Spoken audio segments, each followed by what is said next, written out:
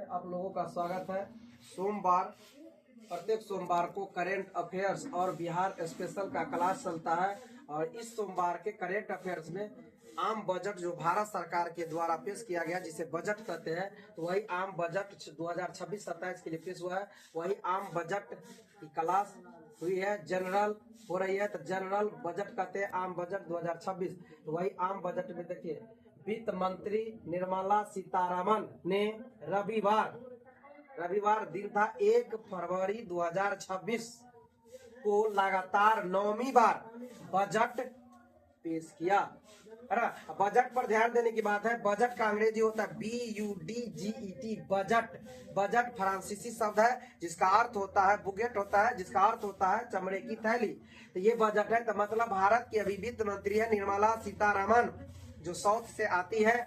और ये रविवार मतलब 1 तारीख को रविवार पड़ा और इतिहास से पहली बार रविवार को बजट पेश किया गया है। और यह बजट जो खुद पेश की है वह लगातार 9वीं बार है, लगातार 9वीं बार बजट पेश की है। अगला पॉइंट है, इस बजट के 3 कर्तव्य, यानी मतलब इस बजट में मुख्य 3 कर्तव्य फोकस है, यानी आर्थिक वृद्धि को गति देना, लोगों की आकांक्षाएं को पूरी करना एवं सबका साथ सबका विकास पर विशेष ध्यान दिया गया।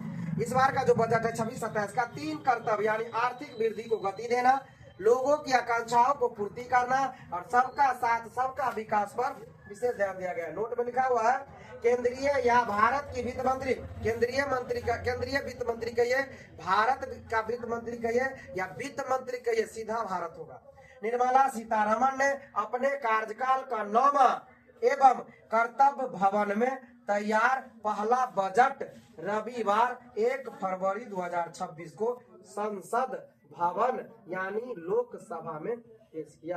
गौर करने की बात है, कह रहा है अपने कार्यकाल मतलब वित्त मंत्री निर्मला सीतारमन अपने कार्यकाल का 9वां बजट, जबकि कर्तव्य भवन जो पहले राष्ट्रपति भवन के साउथ ब्लॉक में यह पेश होता था, जिसका नाम अब कर दिया गया कर्तव्य भवन। तो कर्तव्य भवन में तैयार होने वाला देश का यह पहला बजट था, जो पहली बार रविवार के दिन यानी 1 फरवरी को तो होता ही है, लेकिन दिन रविवार था, पेश किया गया। आगे है, देश के आर्थिक विकास को गति देने 2047 तक विकसित भारत के लक्ष्य को ध्यान में रखकर वित्तीय वर्ष 2026-27 के लिए 53.47 लाख करोड़ यानी 53 करोड़ 47 लाख से अधिक का बजट रखा गया है। मतलब देश इस बार जो बजट रखा गया है, तो देश आर्थिक विकास को गति देने के लिए और 2047 तक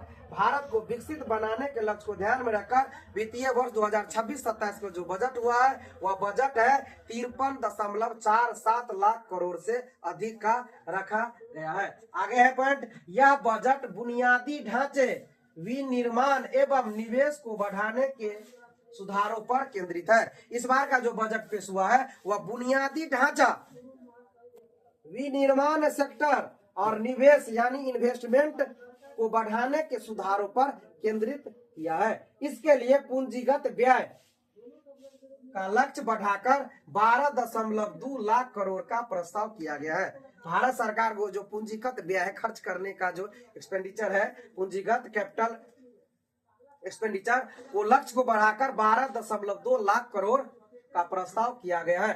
फिर नोट में लिखा हुआ है, रक्षा चुनौतियों को देखते हुए रक्षा बजट में करीब 15% या फीसदी की वृद्धि की है। यानी इस बार का जो बजट पेश किया गया है, इस बजट में सबसे ज्यादा प्राथमिकता भारत सरकार या बजट में वित्त मंत्री ने रक्षा बजट पर दिया है, रक्षा को दिया है। और ये सबसे अच्छा बात भी है जो रक्षा को दिया गया, क्योंकि पूरी दुनिया का जो अभी परिदृश्य है बहुत ही अलग है, इसलिए रक्षा बजट पर ज्यादा ध्यान गया। और रक्षा में जितना बजट पिछले वर्ष से पीछे जितना भी वर्ष बजट होता था उसमें 15% का इजाफा किया गया है। आगे है, कारोबार निवेश करना आसान होगा। इस बजट के मार्फत से कारोबार निवेश करना आसान होगा।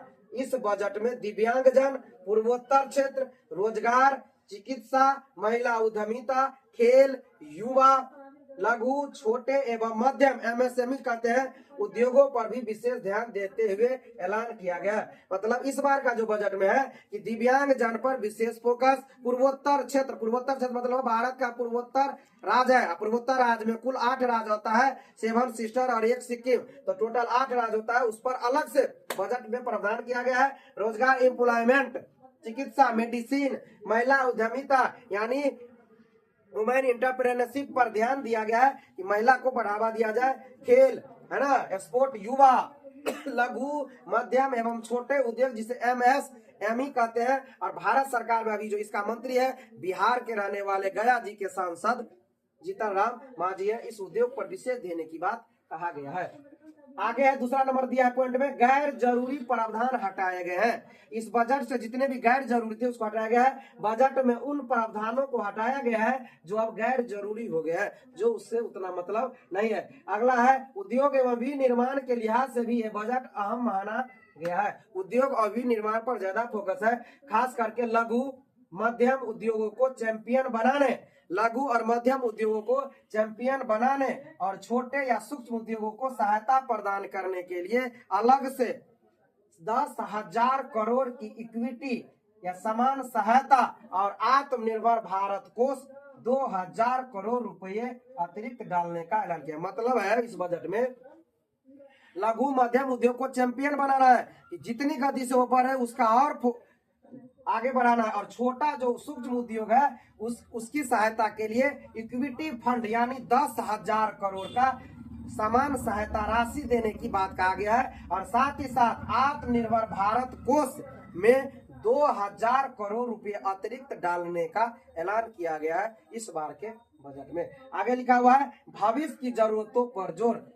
तो भविष्य की जरूरतों को ध्यान में रखकर बड़े औद्योगिक एवं लॉजिस्टिक गलियारों के 5 विश्वविद्यालय, टाउनशिप, 20 विशेष पर्यटन स्थलों में 10,000 गाइड्स को कौशल विकास का प्रशिक्षण पावर फाइनेंस कॉर्पोरेशन की बात कहा गया है। कहने का मतलब है भविष्य की जरूरतों पर ज्यादा जोर दिया गया है। और जिस बड़े भविष्य पर जो जोर दिया गया उसमें कहा गया है बड़े औद्योगिक एवं लॉजिस्टिक जो गलियारा है औद्योगिक बड़े बड़े उस वहां पर 5 विश्वविद्यालय टाउनशिप का निर्माण किया जाए। 20 विशेष पर्यटन स्थल जो देश भर में है उसमें 10,000 गाइड जरा टूरिस्ट गाइड कहते हैं उसको और कौशल विकास प्रशिक्षण के तहत पावर फाइनेंस कॉर्पोरेशन इत्यादि को इसमें विशेष फोकस किया गया है। ये था है ना। उसके बाद और इसके साथ साथ है कि रूरल ग्रामीण विद्युत निगम कॉर्पोरेशन का पुनर्गठन जैसी घोषणाएं भी की गई। मतलब ग्रामीण क्षेत्र में जो विद्युत सप्लाई या प्रोवाइड किया जाता है ग्रामीण विद्युत निगम कॉर्पोरेशन को पुनर्गठन फिर से ढंग से किया जाए और बिजली निर्बाध रूप से मिले पूरे देश में, ऐसा घोषणा बजट में किया गया है। तो ये बजट का पहला क्लास था, अभी 2 क्लास और लमसम चलेगी, आगे भी चलेगा। इतना था ये बजट का स्पेशल वीडियो जो लगातार 3 या 4 क्लास और होने की संभावना है। 2026 का जो आम बजट है ये है ना। इससे जुड़े रहिए। जो यूट्यूब चैनल है @गुरुदेव GS टीचिंग सेंटर सब्सक्राइब कर लीजिए। फेसबुक अचिंत कुमार नाम से चलता है और सब्सक्राइब करके और अपने ज्ञान को वृद्धि कराइए और जुड़िए। अच्छे ज्ञान, करंट अफेयर, बिहार स्पेशल और सभी प्रतियोगिता परीक्षा के लिए जो होता है उस पर आप लोग को आसानी से सुलभ मिलेगा।